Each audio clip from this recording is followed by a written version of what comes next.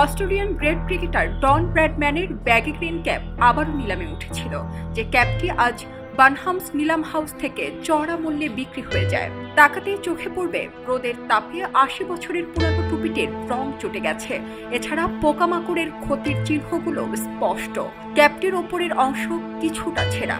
ঘরের মাঠে নিজের শেষ টেস্ট সিরিজে ১৯৪৭ সালে ভারতের বিপক্ষে ব্যাগি গ্রিন ক্যাপটি মাথায় করে খেলেছিলেন ব্র্যাডম্যান। নিলামে আজ ১০ মিনিটের তীব্র প্রতিযোগিতা শেষে হাতুড়ির আওয়াজ পড়ে $৩,৯০,০০০ গিয়ে। নিলামের ফি সহ আনুষঙ্গিক খরচ যোগ করে এর সর্বমোট মূল্য দাঁড়ায় $৪,৭৯,৭০০। নিলামকারী প্রতিষ্ঠান বোনহামস জানায়, সেই টুপিটি পরে ভারতের বিপক্ষে ৬ ইনিংসে ১৭৮.৭৫ গড়ে ৭১৫ রান করেন ব্র্যাডম্যান।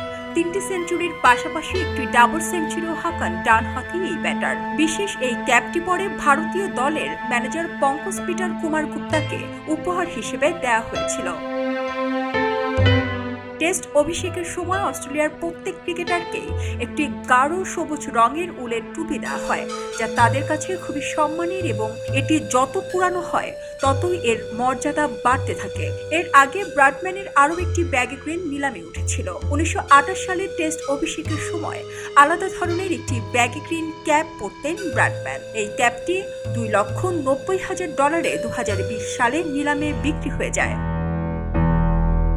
ব্র্যাডম্যান যখন অবসরে যান তখন তার টেস্ট গড় ৯৯.৯৪, যা সর্বকালের সেরা। ২০০১ সালে ৯২ বছর বয়সে মারা যান এই কিংবদন্তি ক্রিকেটার। সারা জেরিন, খবরের কাগজ, স্পোর্টস।